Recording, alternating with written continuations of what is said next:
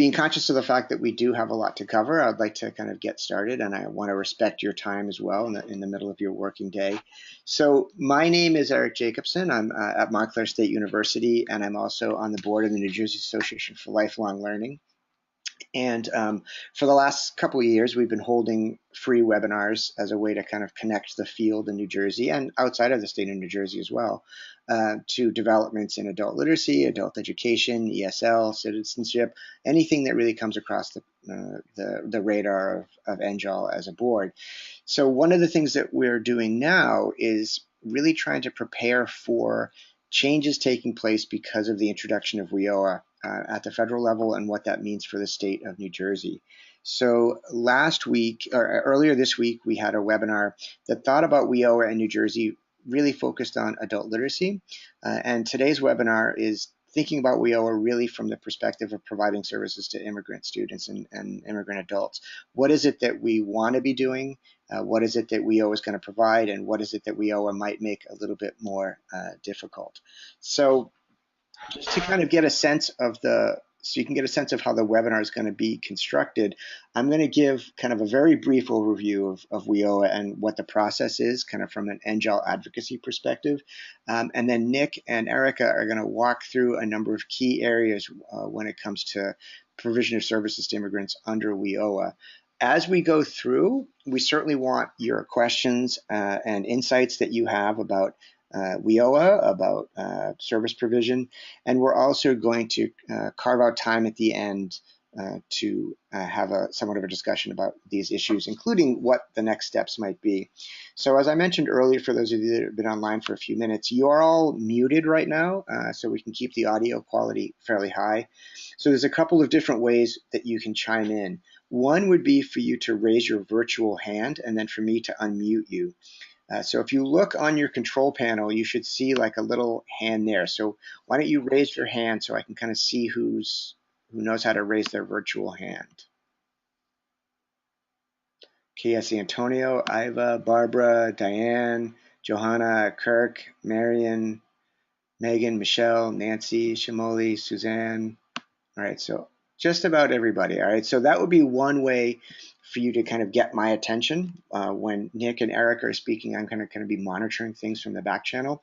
The other way is for you to send me a question or to send me insights through text. So on that same control panel, you see a little question area. So why don't you type in there, maybe let me know what organization you're working with, kind of so we can get a sense of who's online. You can get a sense of how to use that text area.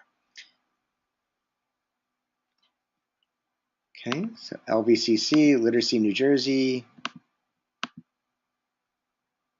Morris County, Literacy New Jersey, Bordentown Adult School, Literacy Volunteers, La Casa de Don Pedro, Project Literacy of Bergen County, NCC, hi Christian, how are you?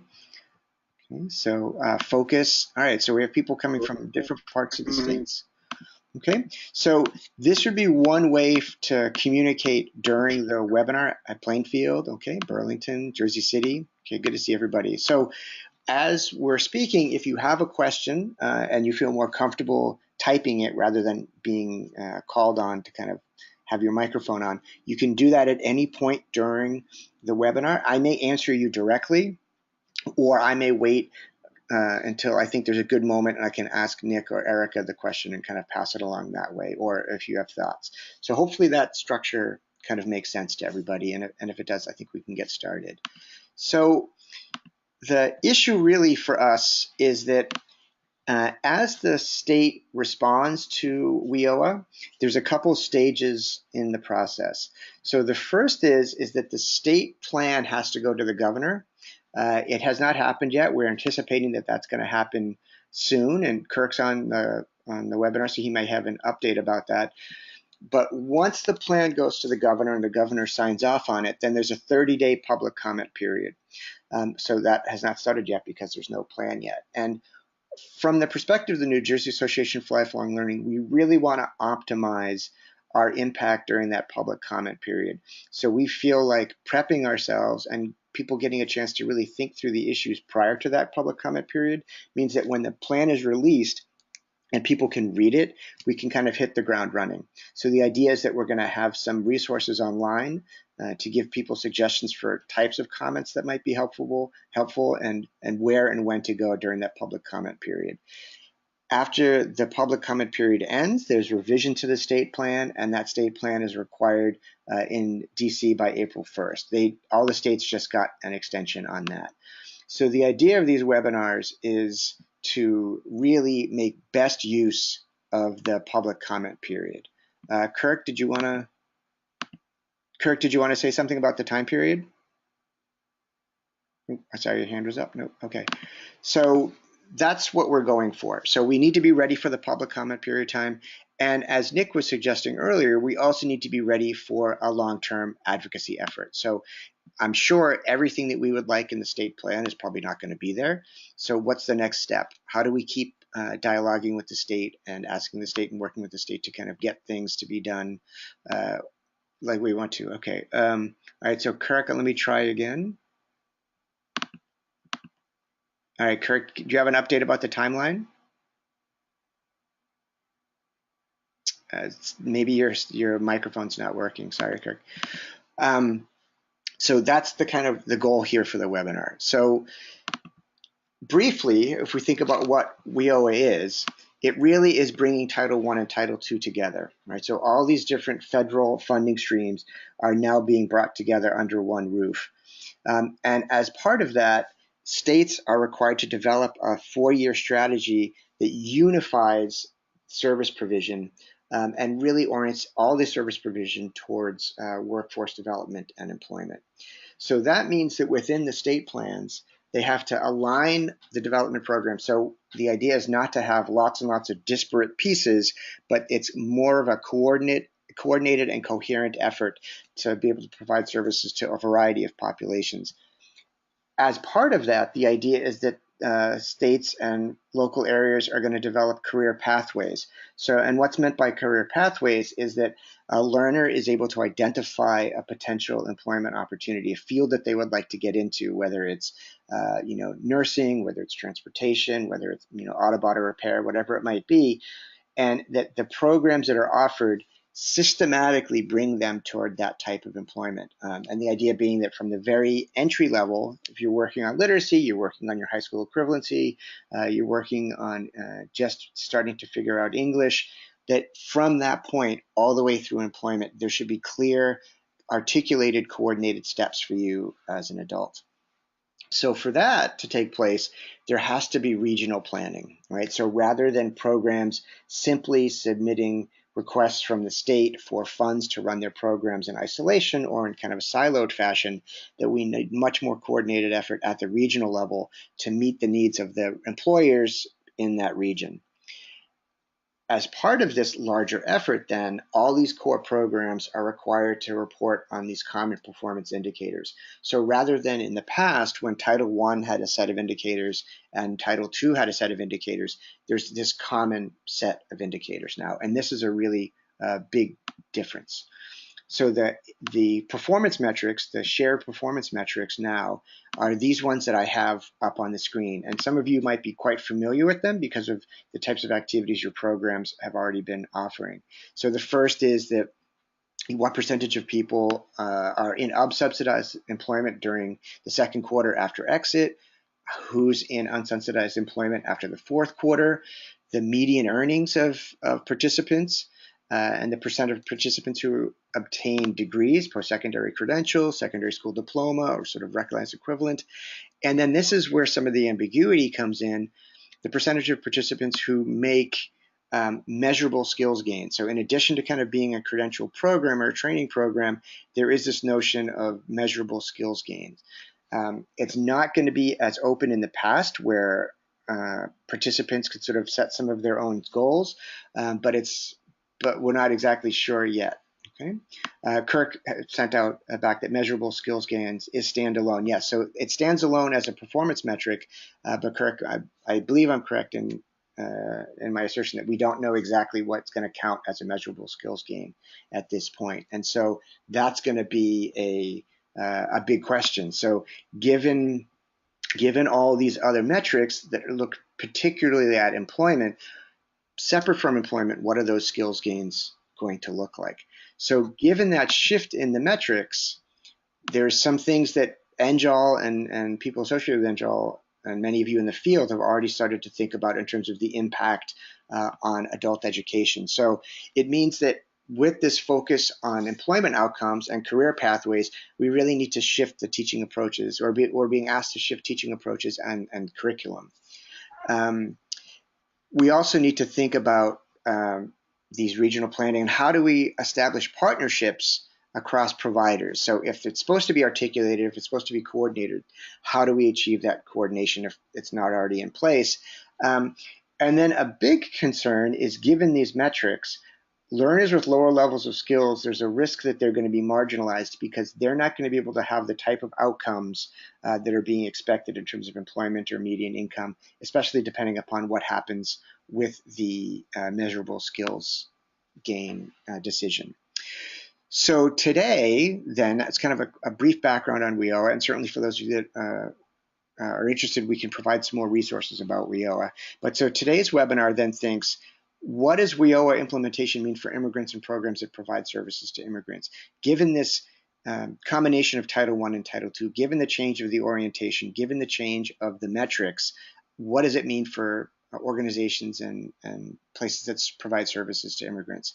So what should we be looking for in the state plan? Sort of a general approach in the state plan, and then any specific policy recommendations that you have regarding provision of services to immigrants under WIOA. So hopefully that kind of sets the stage of why NJOL is concerned about this and kind of the big picture. And now I'm going to turn it over to Nick and Erica, who are going to walk through some of the specifics of the impact that WIOA is going to have on immigrant serving populations. Okay. All right, thanks, Nick.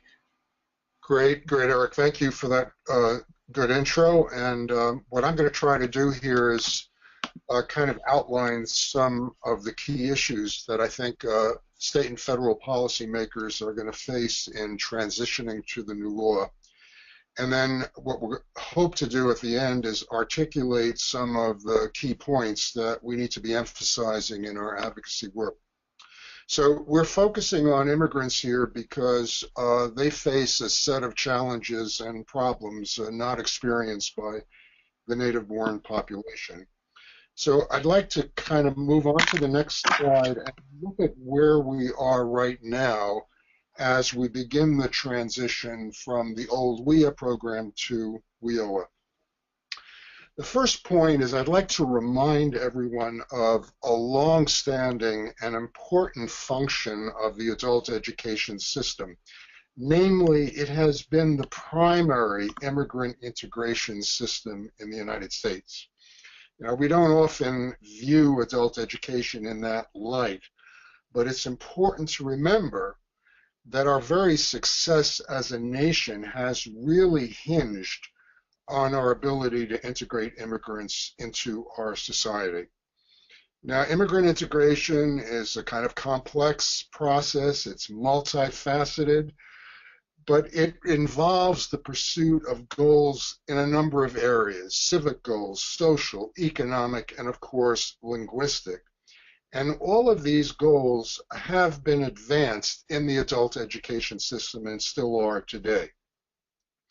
So the major delivery system for immigrant integration services has been Title II of WIA, now WIOA.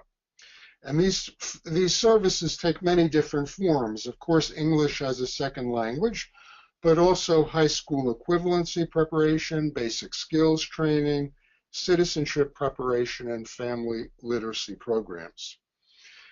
What are we talking about in terms of resources? Well, in program year 2011-2012, that's the last year I was able to work up stats, Title II spent something like $586 million nationally to serve 1.8 million students. 40% of those students were studying English as a second language. Now, it's not easy to get a count on immigrants per se in the Title II program because stats are not collected by, status or the immigration status of participants. But if you add up the immigrants who might have been participating in high school equivalency or basic skills, you probably have more than 50% of Title II enrollment nationally consisting of immigrants. Now, in New Jersey, because of our high number of immigrants, there's an even larger proportion of immigrants in total Title II enrollment. 60% of the 27,000 people enrolled in Title II funded classes in New Jersey were studying English. So if you add up immigrants who might be in high school completion or basic skills classes, the immigrant percentage in New Jersey could be approaching 3/4 of total enrollment. Just for your information, total resources available to the state under Title II was almost $12 million. And the final point on this slide is that although immigrants constitute such a large percentage of total enrollment in Title II, the funding formula for the states doesn't really take that participation into account. So the formula only factors in the number of adults over the age of 16 who are not enrolled in school and who have not completed high school. Those who are limited English proficient and who may have a high school diploma or education beyond high school are not factored into the formula. If they were, New Jersey would have a much higher allocation from the feds for Title II services. Let's go on to the next slide. Before we talk about the specifics of the new law, I think there are some very preliminary observations that I'd like to make. First, I don't think it was the intent of Congress to significantly change the profile of people served on the new law, namely undereducated adults needing training or retraining. The main goal, and this is really important, was to provide new opportunities for people through the integration of basic skills and ESL education under Title II with employment-focused vocational training under Title I. In other words, enabling people, no matter what their level, to get on a career pathway leading to a job with a living wage. So that's point number one that I think it's important for us to remember. Point number two, WIOA has the potential to help many immigrants, particularly those stuck in low-wage jobs, to acquire the skills and credentials to qualify for more family-sustaining employment. However, and this is actually a very big however, the existing Title I system has done, I'm speaking very frankly here, a miserable job of helping immigrants. Nationally, less than 2% of individuals receiving Title I funded intensive or training services have been limited English proficient. Let's go on to the next slide, please. Now let's dive a little more deeply into Title I and try to understand its relevance for New Jersey's immigrants.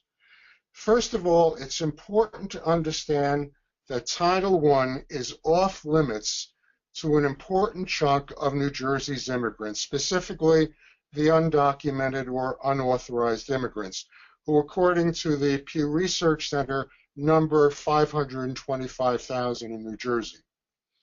So they are excluded from participation in Title I services. This kind of restriction does not exist under Title II, where there is no federal immigration status restriction on participation. So the second point is the great majority of New Jersey's immigrants are in legal status.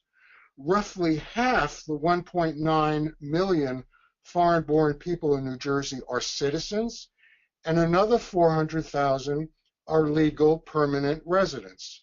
So that means that 71% of the foreign-born in New Jersey are presumptively eligible for Title I service, at least if they are adults.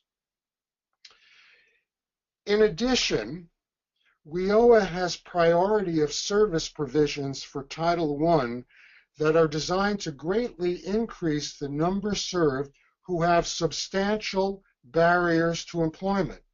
And those who are limited English proficient and basic skills deficient would fall into that category. So, from the immigrant perspective, there are some very good, potentially very good provisions in the new law. But considering where we are and where we want to be, there's a lot of work ahead.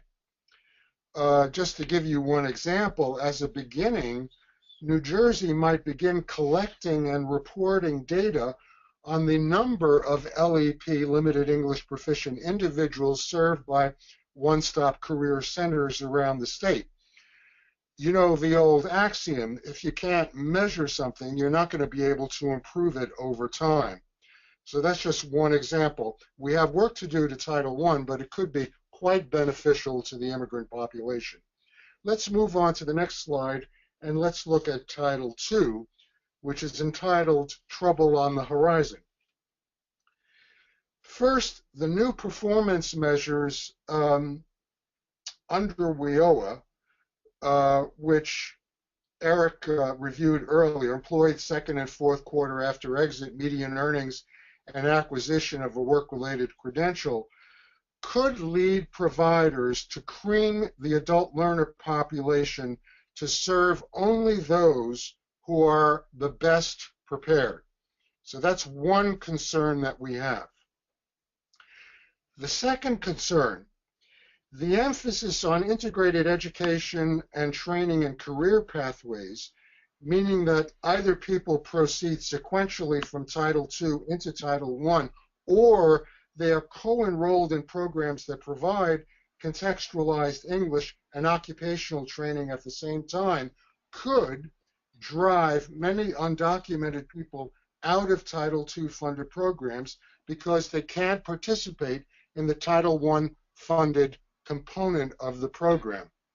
So there's that concern. And then the final concern is that if there is a trend toward greater intensity of instruction, so here I'm talking about moving to 12, 15, or 20 hours of instruction instead of 6 or 8 hours a week, that also could drive the working poor out of Title II funded programs.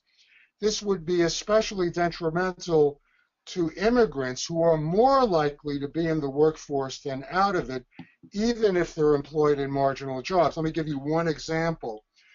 60% of immigrant out-of-school youth, ages 19 to 24, without a high school diploma or its equivalent, are employed. That compares to only 24% of native-born youth in the same category. So these are some general concerns about Title II under the new WIOA regime. Let's move on to the next slide. Actually, Nick, I think this might be a good time before we move on to some of the specific policies, the other policies that WIOA may have an impact on. If people have questions or thoughts kind of about the big picture right now and some of the things that you've laid out about Title I and Title II. Yeah, a great break because I'm going to introduce Erica now. Yeah. Okay, so you can either raise your hand or use that question area on the control panel. But given what Nick has been saying about Title I, the ways that it is opening opportunities for some members of the immigrant population and other barriers or hurdles that it might create, are there questions, thoughts that you have about how integrating Title I and Title II program services is going to impact your ability to work with immigrant populations? So you can either raise your hand or kind of chime in through the question area section, and then I can repeat your question or comment. Nick, while people are maybe thinking and typing up, I think one of the things that your information really highlighted was we really have to think about the diversity of the populations that we work with, right? So people in status, people out of status, people who are recently immigrated, people who have been here for a while, and that one of the things that programs have tried to do over the decades is to be responsive to the particularities of the communities that they work with.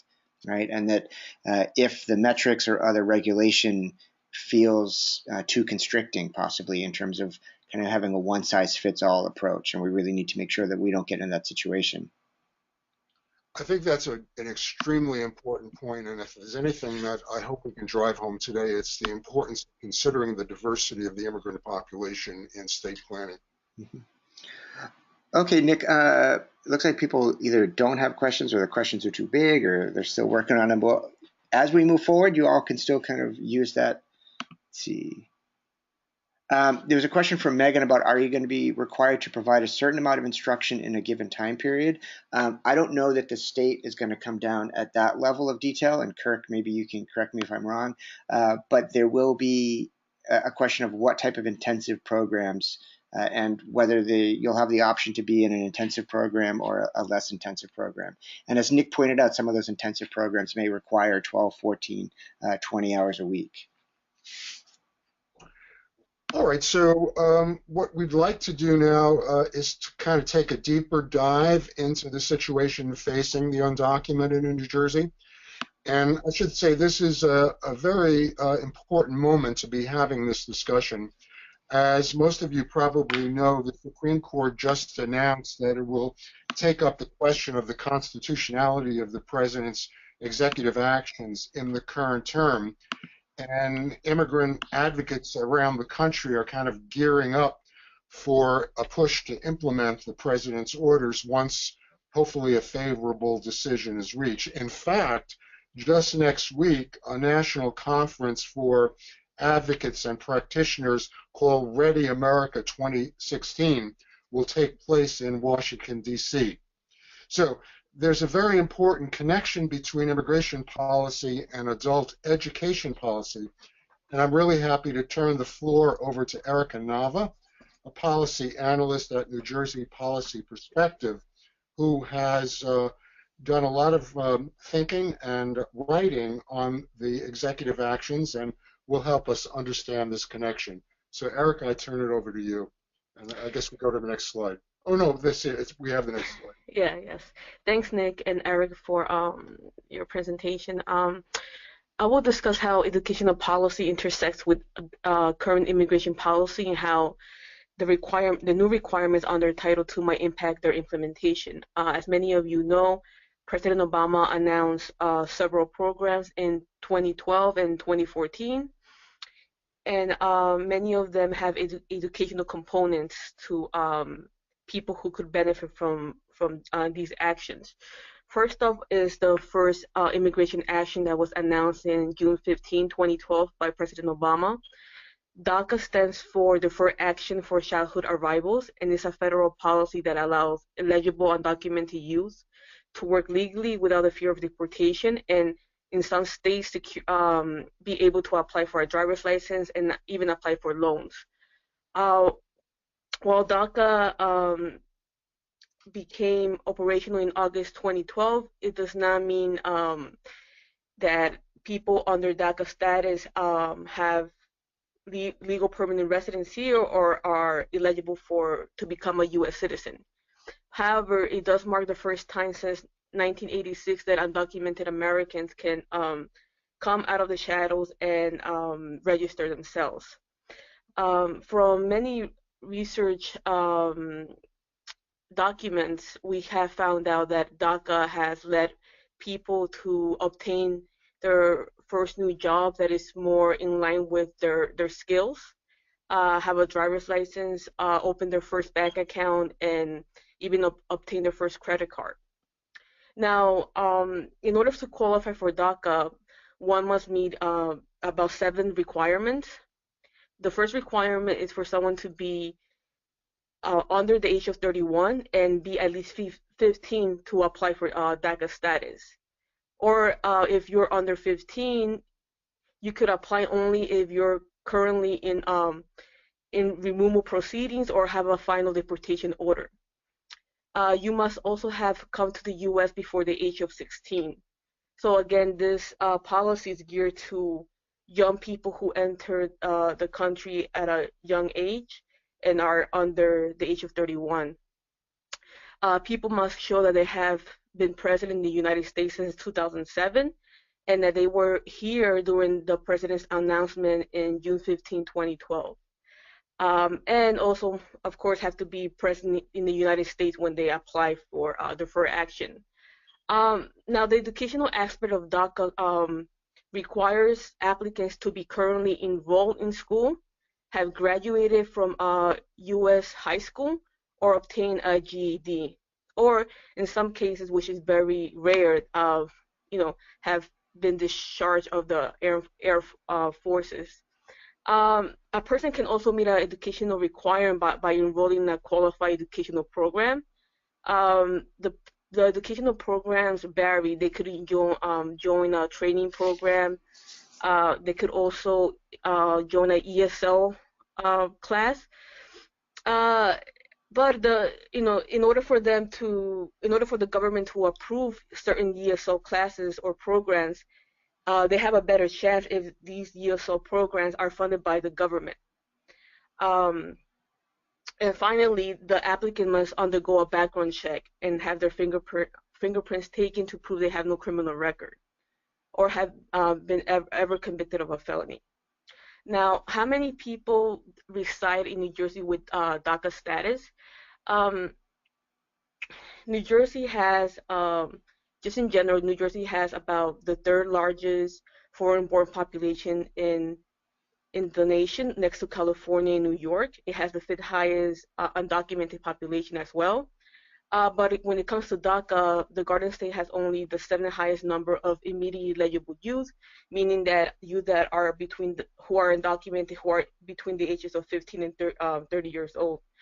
It's estimated that about 28,000 New Jerseyans are immediately eligible for DACA status. About 67% of them have received deferred action. And some of them have already applied for renewal. The permit is valid for up to two years. And once you get a renewal, it will be valid for 3 years. New Jersey ranks 9th in the number of DACA applicants who have been approved. Now, even though more than half of the people who are eligible for DACA status have applied, there's still a portion that has not applied. Some of the reasons being is that many of the first applicants that applied for DACA were youth that were ready to apply, meaning that they had the resources, the money available for the application fee, access to a lawyer. They had all their documents ready, meaning that they have proof that they were in the country since they were children to currently. Others might have come during when they were young, but maybe dropped out of school, didn't finish school, might never have enrolled in school because they wanted to contribute to the household. Now they will have a hard time proving that they've been in the country. And many of them, even if they want to enroll in school, they will have to either go back to enroll in a GED program or enroll in a ESL program or a vocational trades program. So those are some of the reasons why people who are DACA eligible have not applied. If you could go to the next slide, Eric. Sure. I just wanted to point out, Michelle noted that, just to be clear, that it's under the age of 31 as of June in 2012.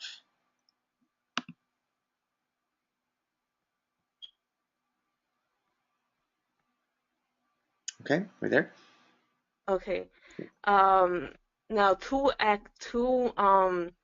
new immigration actions that were announced in 2014 were extended DACA, which basically eliminates the upper age limit.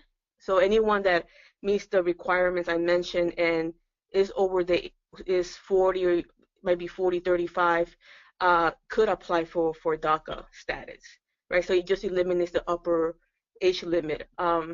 The new program, DAPA, which stands for Deferred Action for Parents of Americans and Lawful Permanent Residents, is a new program that benefits parents who have children of U.S. citizens and or permanent residents. To be eligible for the program, Parents must have a U.S. citizen child or lawful permanent resident the day President Obama made that announcement. Have continuously lived in the U.S. since 2010. Also show that they have no criminal records, including any felonies. Like Nick mentioned before, currently the implementation of the two actions are in legal limbo. People estimate that the Supreme Court would rule before the 2016 election. It's estimated that more than 200 undocumented New Jerseyans will benefit from the executive actions, which is 4 in 10 undocumented immigrants. 31% will be eligible for DAPA, and 11% will be eligible for extended DACA. 68% will not be eligible for neither program. Those include people who are parents of DACA youth, who are undocumented, and their children are also undocumented, or their child is adult and they're undocumented. Yeah. So next up is a map where many of the DAPA and DACA eligible youth reside here in New Jersey. The darkest blue means that more than 5,000 undocumented people who are eligible for DACA and DAPA reside. This is mostly in the Gateway region of Hudson, Bergen, Middlesex, Essex, Union, and Passaic counties.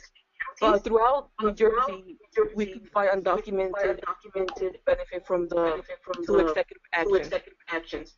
Hang on. Did Erica or Nick, did you take your headphones off? It's creating an echo. No, not here.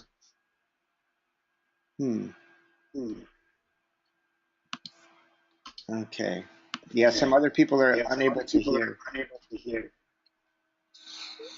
There's all of a sudden there's a bad echo. I don't know. Yeah, I hear the echo as well. I can hear myself.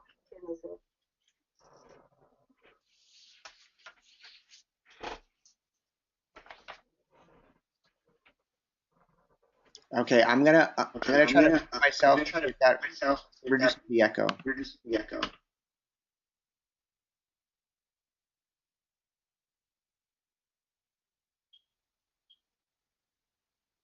So Erica, just keep going.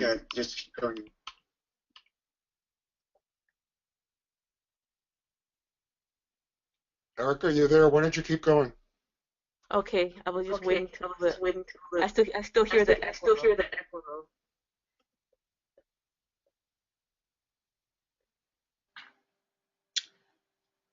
Should I just keep going with the echo?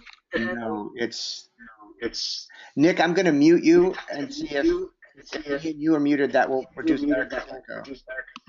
Sure.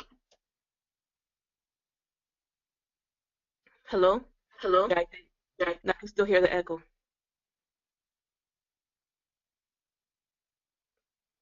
Okay, let me try. Okay, I don't hear the echo any longer. Yeah, so just to repeat what I said before, this map shows where the undocumented population that will qualify for DAPA and DACA are located here in New Jersey. As many of you could see, many of the highest populated areas are in the Gateway region, which include Hudson County, Bergen, Middlesex, Essex, Union, and Passaic counties. But throughout New Jersey, we have immigrants that will be eligible for DAPA and DACA. Could you go to the next slide, Eric, please? Yes, I'm just going to ask a question and then I'll mute myself. We got a question about whether or not the ESO program has to be federally funded. So if somebody is enrolled in education, does it have to be a federally funded program? No, it does not, but it just adds more legitimacy to the educational program if it's funded by the government. But it doesn't have to be funded by the government. One has to present like background on the program you're enrolled to make sure the government understand that it's a legitimate program. Okay. Thank you. I hope, Diane, hopefully that answers your question. Okay, so most recently, the last attempt to pass comprehensive immigration reform was in 2008 with the Senate Bill S-744. The Senate, that bill had English proficiency requirement. So in order for undocumented immigrants to qualify for legal permanent residency after they pay their taxes, they show that they've been good quote unquote immigrants for 10 years, they also have to show that they're proficient in the English language or enrolled in a ESL program. Now, the likelihood that the next bill that is introduced, a CIR bill that is introduced, will have the component is very likely. As you've been following the presidential campaigns, both Republicans and Democrats emphasize that need that immigrants have to learn English. So it's very likely that the next comprehensive immigration bill will have that English language requirement, right? They even had that requirement for Dreamers to expedite in this bill to expedite their residency if they attended college and they passed an English test. They will cut down their 10-year requirement to 5. They could prove they've been to college and know the English language. Now, in order to effectively implement immigration reform, right? The way that the government has shaped it in public policy, requiring undocumented immigrants to learn English, they also have to give funding for nonprofits and other entities to offer English classes, right? It doesn't make sense for them to require people to learn English if the funding is not there for immigrants to have access to English classes. So it has to go hand in hand, right? You're going to require them to learn English, but also they have to provide funding to fund English classes, not make it more difficult for them to have access to different types of classes, right? Like under Title II. So this is why it's important to have our input in New Jersey during about Title II requirements, because it will make it harder for immigrants to integrate into American society, and more if it's a requirement in future comprehensive immigration reform. So I'd be happy to take questions either now or further along. Okay, there's some more questions coming in about this eligibility in terms of what programs are going to be able to offer services that would count as the educational or the ESL component. So that if you're not getting federal money, or if you get particular types of federal money, what's going to be qualifying? And Erica, is there a resource document that kind of already outlines, either from the Yes. federal level, like which types of programs are going to be eligible? Yes, for DACA or comprehensive immigration. For DACA, there is a list of programs that are considered eligible under the educational component, right? If you don't have a GED or a high school diploma, that I could share with the participants today. And for comprehensive immigration reform, the Senate bill is not really they're not really detailed on the type of test people will have to pass or the type of programs. But I just want to emphasize that to me it does not make sense to make that requirement without providing funding to communities to offer classes, right?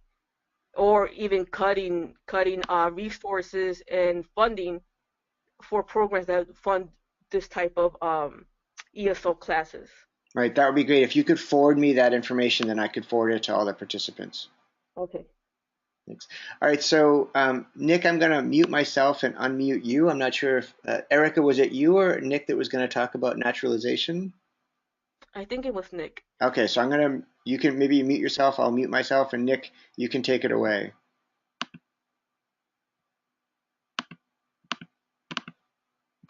Muted. Go ahead, Nick. Would you go to the next slide, please?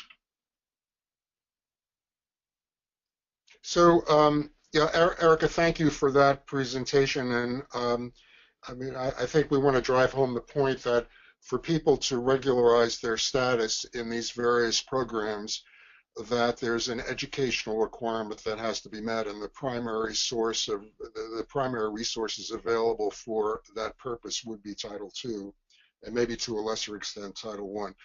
I'd like to now shift to another category of immigrant, and I want to discuss the role of the adult education system in helping immigrants qualify for naturalization or citizenship. You all probably know that permanent residents or green card holders, in most cases, can apply for citizenship after 5 years in permanent resident status, but they need to demonstrate some command of English and some knowledge of American history or civics. Title II funded educational services help immigrants achieve this threshold level of English language ability and civics knowledge. There are 346,000 people in New Jersey who are eligible right now to naturalize, at least based on their length of residence in the United States. Of course, there are other reasons why people choose not to naturalize or don't have the opportunity to naturalize, but one very important reason is they haven't met the educational requirements for naturalization. Now, there have been a whole slew of recent studies showing the economic benefits of naturalization for individuals and communities. Let me just give you one example. There was an Urban Institute study that came out last month that looked at the effects of naturalization on 21 American cities. What that study found was that there was a 9% gain in annual earnings and an increase in the employment rate of 2.2 percentage points with naturalization. Now, this was a very sophisticated study that corrected for other variables that might account for these gains. So we're talking about a direct correlation between naturalization and these kinds of economic gains. So it's really important to recognize that naturalization in and of itself is an economic development strategy, leading to improvements in individual well-being, increases in tax revenues, and lower use of public benefits. Many organizations are now getting on the naturalization bandwagon, including President Obama's Task Force on New Americans, which launched a citizenship campaign last year. We also have a group called Cities for Citizenship, founded by the mayors of New York, Los Angeles, and I think Chicago. It's now numbering 20 cities. I just noticed that Jersey City has joined that network. I also call your attention to the Citizenship Works website. That's a website developed by a consortium of national organizations, and it kind of provides an array of online tools to help people prepare and apply for naturalization. And right here in New Jersey, we have the so-called We Are One New Jersey centers that were established recently in Hudson County and Union County, in part by the AFL-CIO, to help immigrants qualify both for citizenship and deferred action. Now, I mention all of this because the laissez-faire attitude towards citizenship appears to be changing, and those involved in promoting citizenship will be looking to the adult education community to do its part. Can we go to the next slide, please? Sure, and just mindful of the time, Nick, we have about 10 minutes. Okay, I'm going to try to move through this quickly. WIOA does have the potential to make a meaningful contribution to the citizenship effort through what's called the Integrated English, Literacy, and Civics Education Program. And actually, there's some good news here. First, WIOA kind of codifies the authority to carry out this type of program. It used to be on the chopping block every year. Now it's been incorporated into the new law and therefore has a greater level of stability. In addition, 12% of total funds available under Title II are for this EL civics related instruction. And that translates to about $4 million for New Jersey, a list based on 2011-2012 stats. The final piece of good news is that the federal office, OCTAE, which administers Title II, just sent a memorandum to the states clarifying that the EL Civics program can be set up. I know this gets a little bit crazy because it's bureaucratese, but it can be set up under Section 231B of the law as opposed to another section. As I read the memo, it means that these programs do not have to incorporate an employment or training component as all the other Title II programs need to do. So I think as New Jersey implements WIOA, we need to pay careful attention as to how these funds are utilized. I think there's been a tendency in New Jersey to kind of fold the EL Civics money into the general Title II pot without really creating any special expectations for how the EL Civics funding will be used. This may have to change in the future in order for us to make maximum use of the EL Civics money for naturalization purposes. Next slide, please. Okay, really quick, I just want to mention a program that has been funded by OCTAE over the last 3 years called Networks for Integrating New Americans.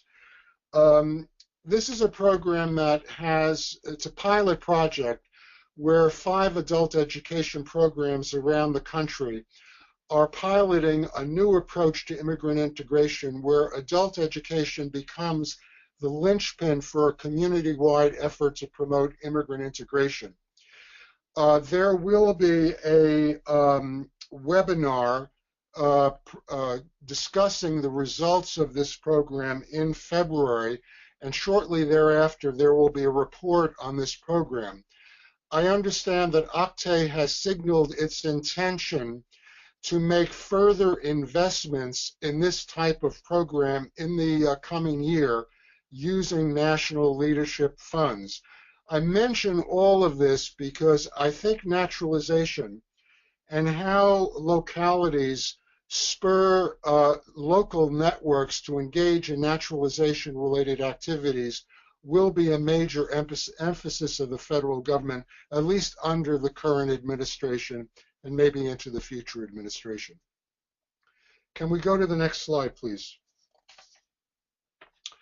So, you know, the main purpose that NJAll has in conducting this webinar is to make sure that people in the field are aware of some of the issues involved in the implementation of WIOA. As you know, Eric mentioned earlier, we're going to have a 30-day window to analyze the state's plan and point out any shortcomings based on our understanding of the needs of adult learners in New Jersey. So I thought it would be useful for us to develop a set of talking points. This is very much a work in progress, but I'd like to go through what I see are some major talking points in our advocacy. So I'm going to start with point number 1, and this may be stating the obvious for those of you who are on the call, but immigrants are a critical component of the state's workforce. Their needs should be understood and addressed in the state workforce planning. That would be point number 1. Point number 2, and Eric, you alluded to this earlier, immigrants have diverse backgrounds and needs. A one-size-fits-all solution will not work. I mean, if you just look at formal schooling, we have immigrants on a wide spectrum, from those who may lack literacy in their native language to those who have college education from their home countries. And all of those groups may be looking to the adult education system and the workforce system for resources to help them integrate into our society. Let's go on to the next slide, please. Let's talk a little bit about metrics for measuring program performance. The first point on this page is that the common performance indicators, entering and retaining employment, median earnings, etc., have to be raised or lowered depending on the characteristics of the student population being served by a particular program. This will be especially important for programs serving lower level learners, many of whom are immigrants. There should be variations in performance goals for individual programs within local workforce areas. Programs should not be penalized for underperforming based on state averages. Point number 2 on this page, supplemental benchmarks should be used to evaluate programs working with lower level learners. If advances in learning levels are important in assessing the effectiveness of a particular program, then those measures should be retained by New Jersey. I mean, you don't want programs feeling some sense of futility or feeling second rate because their learners cannot achieve well under the common indicators. There should be another set of indicators. And on the next page, please, next slide. So these are several points related to the role of adult education in helping immigrants qualify for immigration benefits. That should be recognized and resourced in the state plan. I think it's important for the EL Civics program to serve all immigrants, including those with no other educational goal but citizenship. Final 2 points, I think immigrants serving CBOs or community-based organization can serve as very important bridges into the workforce system for immigrants. And when state and local workforce development boards are forming partnerships to advance goals under the Act, these organizations should be at the table. And finally, New Jersey should specify how limited English proficient individuals will be provided meaningful access to the one-stop system. So I'm sorry for rushing through this because I know that we're running out of time. We want to set aside some time for input and discussion. So thank you for your attention, and I think we have a little time left to listen to your thoughts and concerns, and understanding that this is only a first cut. We're very much interested in your input into all of this, and we want to try to develop a common platform for advocacy that we can utilize during the comment period.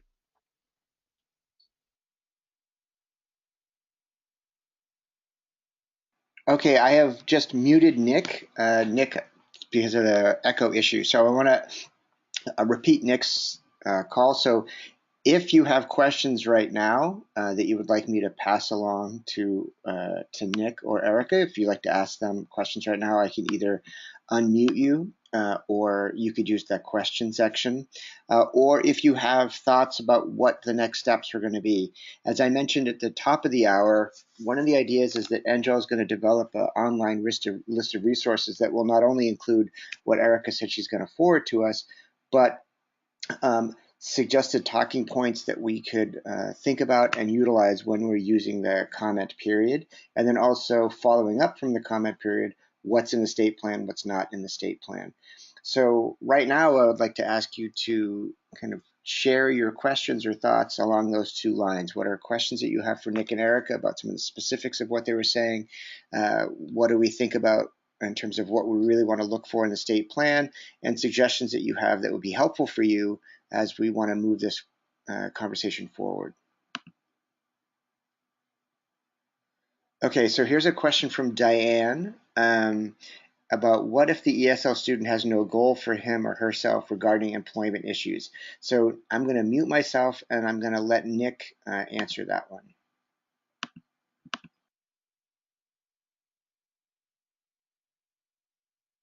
Muted. I mean, I think one of the points that we wanted to make today is that there are a variety of goals that learners are pursuing. Sometimes employment, as important as it is, may be something that people are working on independently outside of the workforce system. They may, for example, be interested in developing their own business. And as you all know, there are many immigrants that are active as entrepreneurs. So they may not be looking for salaried work, rather they may be looking to be more effective in their own businesses. So that's not to say that immigrants don't have employment goals. They have other goals, and those other goals need to be recognized. And it may very well be that the workforce system is not the primary vehicle for achieving employment-related goals. Okay, so Nick, I'm gonna have to mute you again because of the echo. All right, so are there other thoughts or questions about the specifics of WIOA or next steps for us to continue this conversation that will be helpful for you all?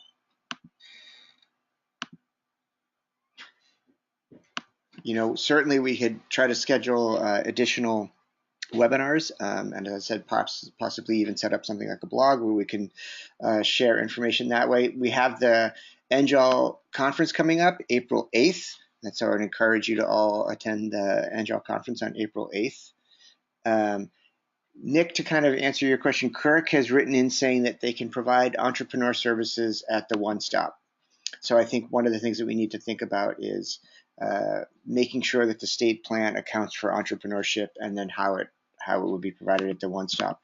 Yeah, Diane's kind of echoing in this idea that some of her students are wives that just want to learn English but have no intention of working, right? So I think we have to think about what the impact of these metrics are going to be and argue, as Nick has said, that we need to have some flexibility in what some of the outcomes are going to be. It's going to be difficult. I think it's going to be a long road because of the way that the metrics are being set up and the way that the funding is being coordinated. Other questions, thoughts, either about the system or about advocacy that we need to take up or ways that we can communicate with each other?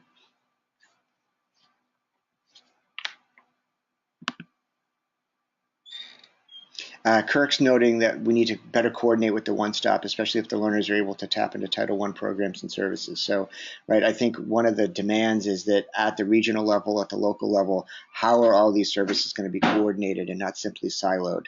And I think that's going to change, it's going to take a real change in approach. Okay. All right, so maybe what I'm going to do is I'm going to unmute Erica. So Erica, if you want to get some last words in, and then Nick, I'll unmute you if you want to come up with some final words. So Erica, can you unmute yourself? All right, yes. Erica, any last words? Yeah, so I will be sending the information regarding the educational requirements for DACA, what programs are considered good in terms of immigration officials that will be allowed to be used as the educational requirement.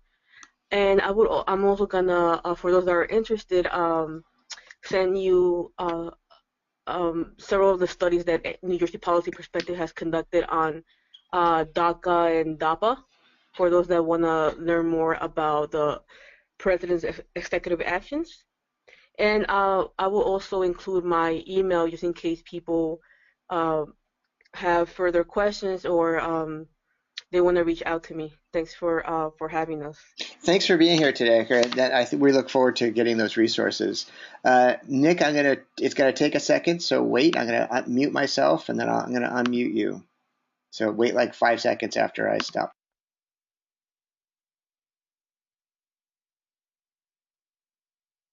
Unmuted. Yeah, hi. Just a final comment. I think we need to appreciate the dilemma faced by the state of New Jersey and other states in turning around a state plan without final guidance from the feds.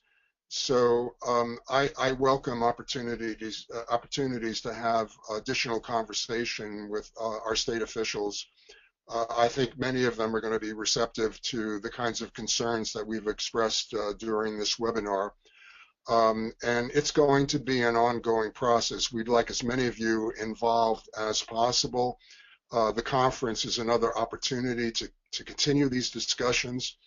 But of course, during that 30-day comment period, we want to be as active as possible.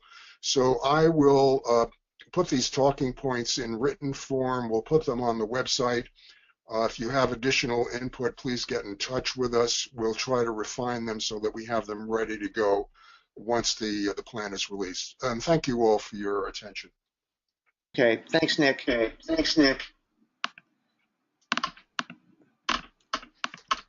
And thank all of you for your questions and for contributing. So we'll be sending that information along. And also, you can use the NGEL Gmail address if you have questions, if you have thoughts for ways that we could follow up.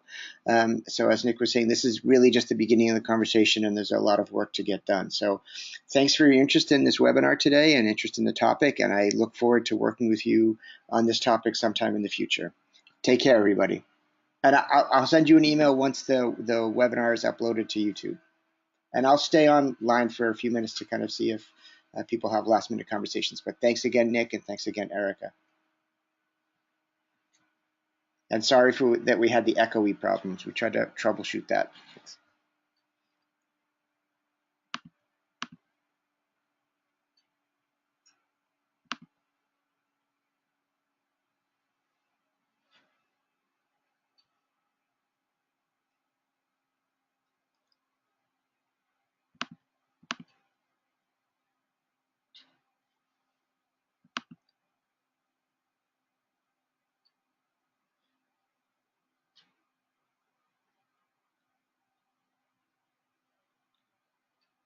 Okay, it looks like there's no last minute questions. So thanks again, everybody.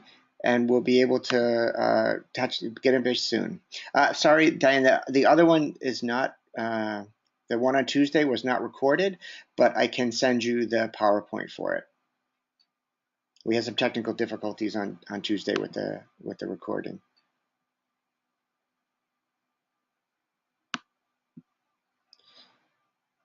So Nick and Erica, I'll be in touch with you via email. Sorry that this echo was created, so we can't talk now. But thanks again for working on this, and I'll be in touch soon.